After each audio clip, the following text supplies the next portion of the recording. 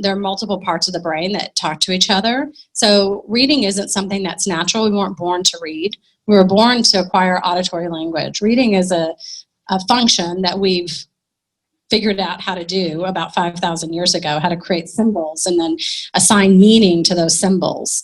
And we've been doing that for 5,000 years, creating all different kinds of sound symbol connections. But the human brain is designed at birth to be able to learn a sound system. And at about 1 year old, that sound system starts to zero in on whatever languages or sounds are being spoken at the time. So we're not going to we could spend a college course talking about and thinking about the brain and how the brain works for reading. What we're going to give you is just a really high level idea and ask you to create your own high level story and share that with a friend. And you can dive in to this brain research as much as you want to or as little as you need to. All right, so know that there's lots of research out there about how the brain learns how to read. What's important to know is that reading happens in the brain the same way in all cultures. What you need to know is that there's a part of the brain that looks at the letters when we read, that sees those lines and those circles, sees those graphic images. There's a part of the brain that hears the sounds of the letters, and that those two things work together to make meaning out of what those squiggles and those shapes are. Like I said, there's a lot to know, but Elaine is here. She has a story that she's been telling children for decades, and that I've heard at least 40 times. And it took me probably 20 times of hearing this story before I crafted my own story. So we're going to support you in that, because part of telling the story to the children about how their brain works helps them to know that they're not broken. There's not something fundamentally wrong with who they are as a person. And I think children with learning differences tend to feel like there's something fundamentally wrong with who they are as a person. Yeah, they do. And knowing that it's just their brain, just how their brain works, and we're going to grow your brain just like if you wanted to be an athlete, you'd grow your muscles. So she's going to tell you a story that you can tell the children that helps them to be able to see that they just have a special brain, and we're going to give them some strategies to help their brain to be able to do what it needs to do. And her story is called The 3 Parts of the Brain. And this little graphic up here shows you the 3 parts of the brain that are activated for an efficient reader. And that's all on the left side of the brain over here. This is where people who are not struggling readers read. And children who are dyslexic use this part of the brain to read on the right side. So what we're doing is helping to grow, literally, these parts of the brain in the child that we're working with, and to develop the neural pathways between those 3 parts. All right, 3 parts of the brain. Okay. So what I find is when the children come to me is that people have been telling them, you haven't been trying hard enough. You need to learn this. And they've usually memorized quite a few words, high frequency words. And so when I tell them, I say, now this is going to be different. We're not going to learn anything. What we're going to do is we're going to get your brain to start firing. And so one part of your brain needs to fire and be able to tell what sound a letter is. And so we're going to work with our chart, tapping our chart to learn that part. And another part of your brain is going to start recognizing the patterns between the vowels and the consonants. And that part of the brain is going to start firing. And then there'll be another part of your brain that will start remembering what you're reading. And that's what we're going to do. So I start with a very simple story, and then I keep reminding them as they're discouraged. They don't want to do it. Some of the kids take 200 times. They don't want to do it the 200 times. And I have to keep telling the story again. Remember, it's just like a road. Every time we go down it, a road, if you have a road in the forest, every time you go down it, it's going to be a little clearer. And you may come up with your own analogy. But eventually, as they start being able to intuit, they don't intuit, but eventually, as they start being able to read the way they want to read, then they begin to get a little smile on their face and realize that it's starting to happen, that the reading pathways are in place. And actually, that is part of the brain research, that the reading pathway is not there and they have to keep working. And the other part I tell them is that you have to keep telling the brain to grow the pathway. If you keep doing it, then your brain will grow the pathway. If you don't do it, the brain won't grow the pathway. And that's the reason I want them to work on it at least 3 times a week. And some parents will do 7 days a week.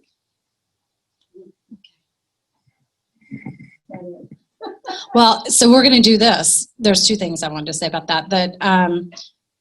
The key piece there that we're going to hit home with you guys is that if you tutor, that what traditional Aaron Gillingham says tutor twice a week, there's a fundamental reason for that, which is we know that you can't grow those neural pathways unless you activate them twice a week. And what we also know too is that the brain calls information at night that's not been used. So it'll go in there and start harvesting out information that hasn't been activated. So when you say, I taught it to you last week, that was last week. That brain went in there and did some housekeeping. So that activating those neural pathways on a daily basis helps to lay down those neural pathways. In MRI work through, if you look up Nadine Gaab, G-A-B-B, no, G-A-A-B, at the Gaab Lab, which is and then G-A-A-B, the Gaab Lab. She is a researcher out of Harvard University, and she's working with Boston Children's Hospital and the education program at Harvard and MIT. And she's looking at how the brains of young children and now infants, what do they look like? And that they can tell from infancy that children are dyslexic, that those parts of the brain don't talk to each other, that you're born with dyslexia. But if you look at her work, it's interesting to see the imaging. And I've shown the neural images, the actual MRI scans to some of my older kids, because I think that helps them to see that this is science. Like literally, the brain pathways of a dyslexic person look very faint. And for a proficient reader, those neural pathways are lit up. And they're like, oh, yeah, I can really see it. That's how my brain is. So what are we going to do? So your brain lights up like a Christmas tree. Let's go. So that's the fun part. Now here's your fun part. Elaine is going to pretend like I'm her child. And she's going to tell me her story, because we're going to do some over-teaching here of the story, because we want you to have a story that you're going to be able to tell. And you're going to tell that story today in about 10 minutes. So in about 10 minutes, you're going to turn to a neighbor who hopefully will be a friend, and then and practice telling your story. It's your first time telling the story. It doesn't have to be perfect, but we're going to start, because one of your homework projects is to come back next week with your story, so that you've told your story enough to enough people that you feel like you've got your 3 parts of a brain story, or whatever it is that you want to be able to tell the children about the brain. Okay? I know people are like, I have to do something other than listen. Yes, you do. All right, so she's going to... Usually what precipitates me telling the story again is the mother will come in and say, he wouldn't do it. I got it out, and he wouldn't do it. And we tried, but he wouldn't do it. And so I've heard the wouldn't do it story a lot of times. And that's when I go into my story about the brain again. All right, so here I am. I'm a stubborn teenager. I'm 14, and I don't want to do it. And why do I have to do it? And I've already tapped the chart a bunch. Why do I have to tap the chart again? Miss Elaine, I'm tired of tapping the chart. Every time you tap the chart, your brain builds another pathway over to fire into that part to make all those sounds automatic. Well, how is that going to help me to learn how to read? Because when you get enough pathways, you're just going to read everything. And what's more, it happens to everybody that I teach. I've never had anybody that I teach that it hasn't happened to. As long as they keep going over those different things I tell you to do until that brain grows that pathway, they learn. And then they're so happy. Well, okay, I'm willing to do some of that work, but my friend asked me what the thing is about my brain that's different. Can you tell me about my brain and what the parts, you said something about there's 3 parts of the brain. I forgot what it was, and John wants to know. Well, there's 3 parts of the brain that read.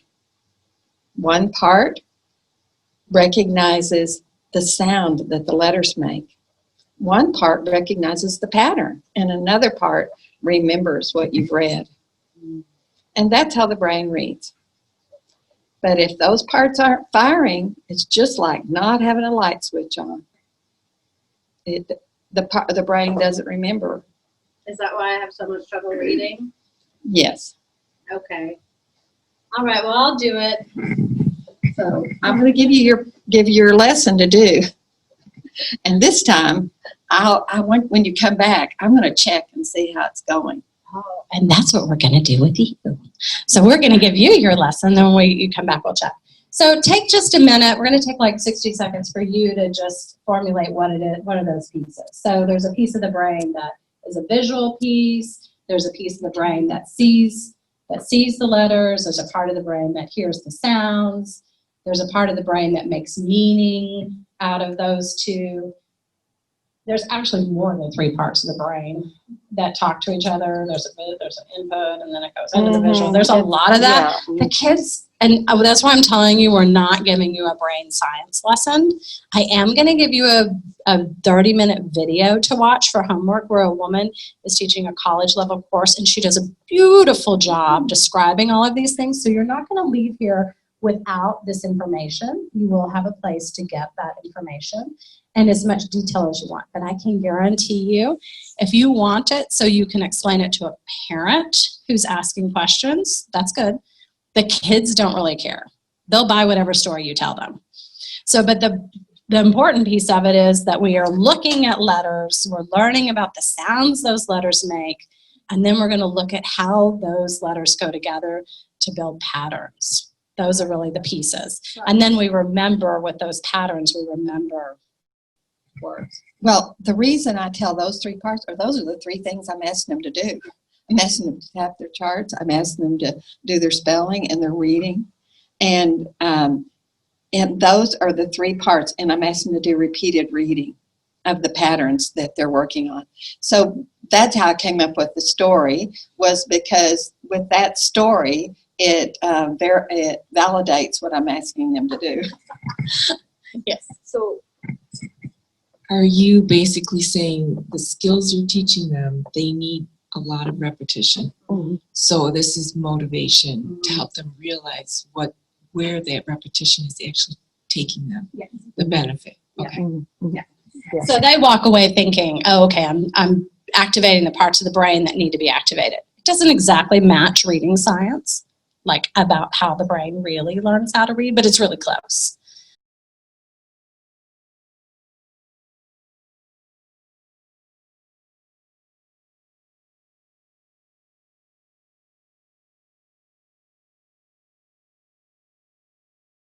As you're thinking about your 3 parts of the brain story, you can have either 3 parts of the brain, or you could tell whatever part of the story that you want to tell that you think would be helpful to tell a child.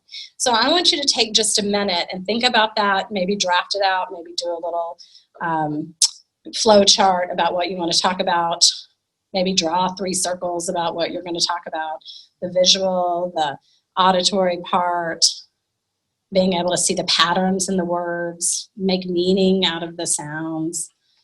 So I'm going to give you 60, I know I see such enthusiasm in the crowd.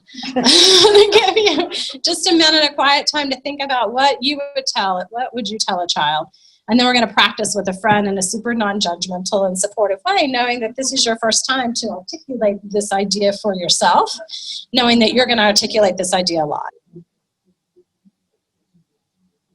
This is part of what we're going to do the whole training, which is for you to make meaning and take ownership of the information. So when you walk out of here, it's inside of you. That you don't have to walk out of here with a binder and then say, what was it that we did?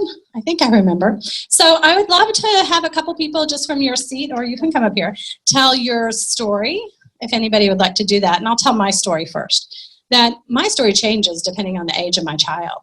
So if my child is a 7-year-old, I'll tell them, I'll reach up and touch their head and I'll say, this is the part of your brain that does the reading work. Right here and right here and right here. And those three parts have to be able to talk to each other. And right now, it's like having one piece of yarn attached between those three parts. And we want to put like 50 pieces of yarn between them so they can talk to each other really fast. That might be a way of thinking about it. Another child, if it's a boy particularly, and I have several little boys that I've done, I'll tell them also, these three parts of the brain need to be able to talk to each other. And I don't even tell them, this one is the one that sees the pictures, this one is the one that hears the sounds, this is the one that makes patterns.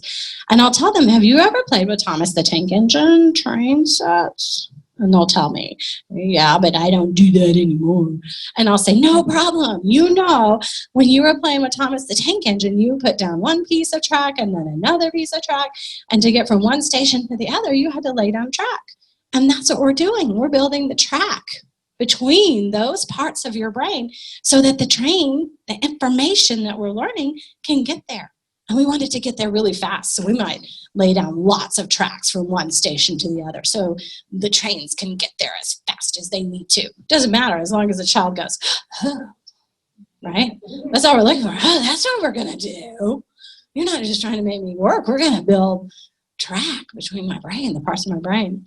Another one that I've used recently with 3 teenage boys, 13, 15, and 17, that I've been tutoring who are not really buying into this process and not really doing the work. As I just told them, they're like, I don't know if we see any results.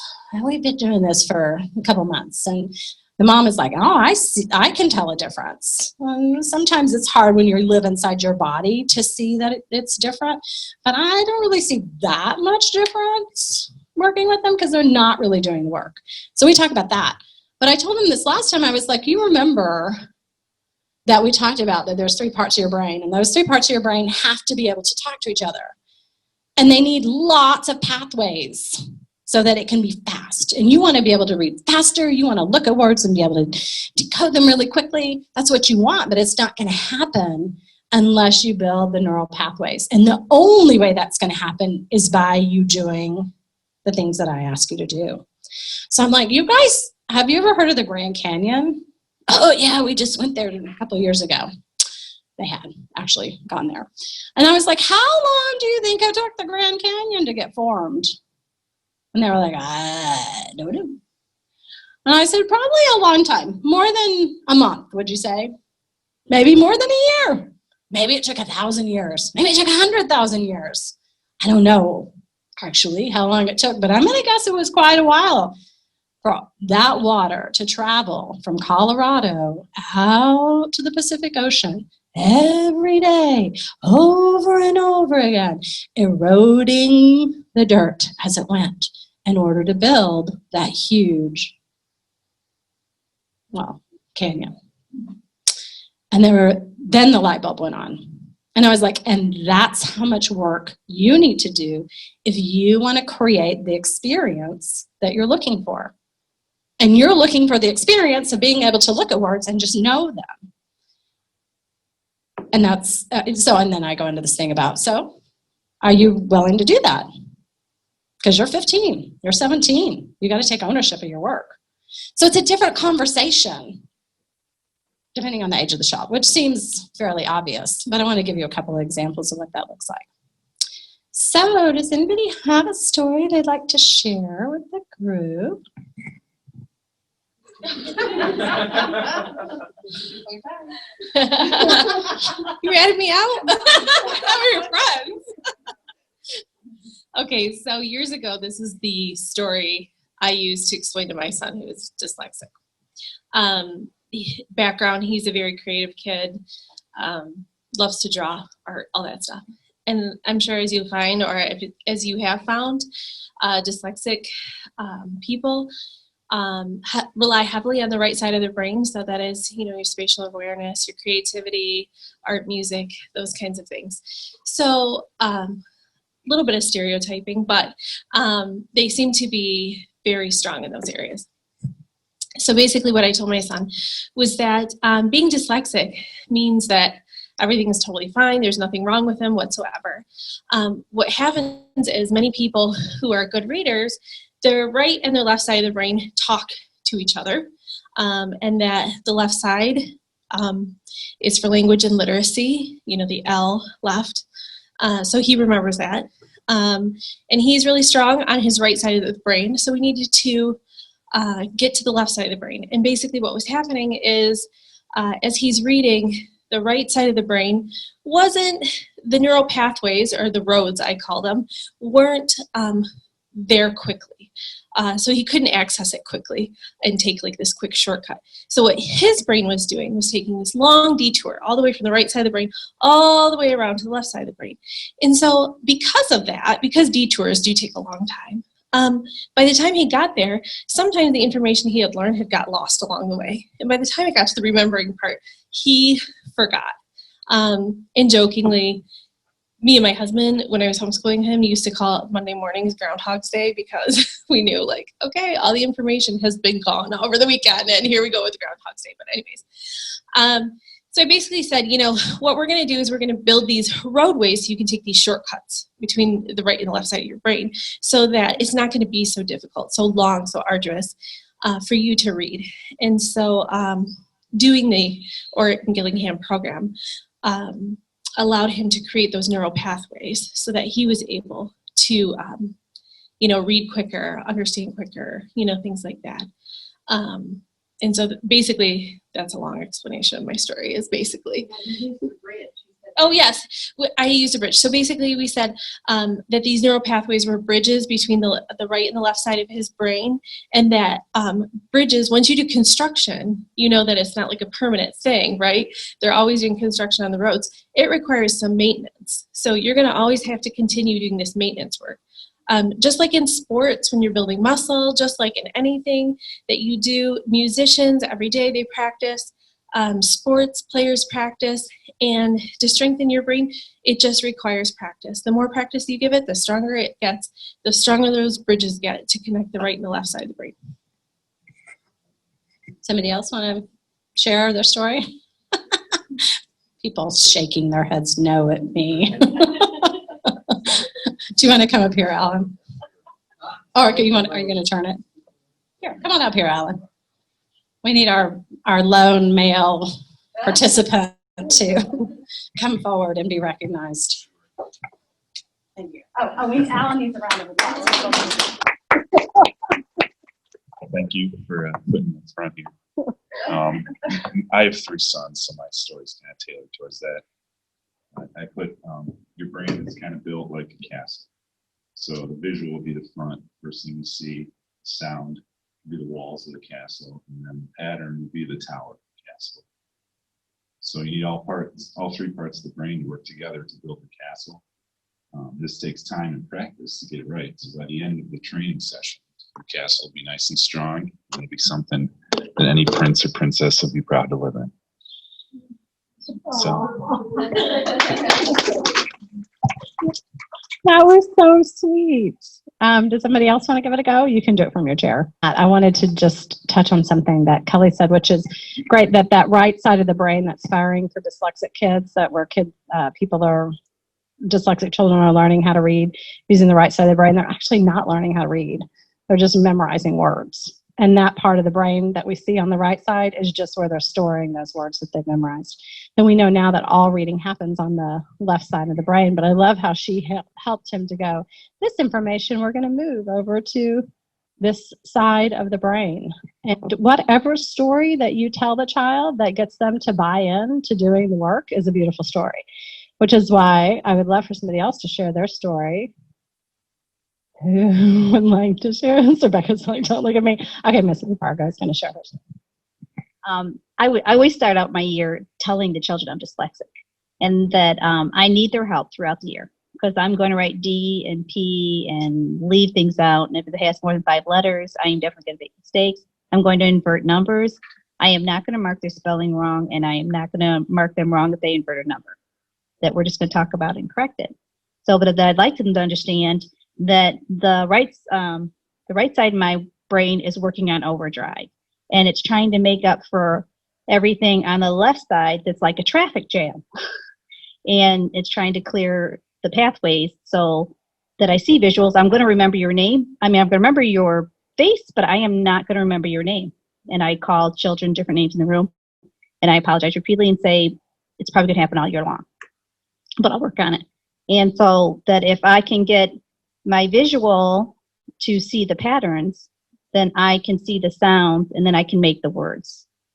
And so that is a constant effort for me for the rest of my life, and that I'm going to help them to create those things too. Which is really great because she has a lot of children in her class that we think have characteristics of dyslexia. So it's a beautiful gift to be able to give those kids that kind of support. The story I was thinking of telling would be about snow. Like when you walk through the snow, the first time, it's hard to walk through the snow. But if you walk through the same, path through the snow several times, you've created a path, and it gets easier and easier every time you walk that same path through the snow. So every time you practice your, the things that we're giving them to practice, they're building that pathway just like a pathway through the snow, which makes it easier and easier to walk through. But I want you to just get comfortable with having the words come out of your mouth, because one of the things we're going to do when we come back next time, and I hope this doesn't keep you from coming back, but one of the things we're going to do is have you turn to a friend and tell your story, just like you did today. And then your friend is going to give you feedback about, did the story make sense? Did they understand what you were talking about? Did it seem like you felt comfortable with it?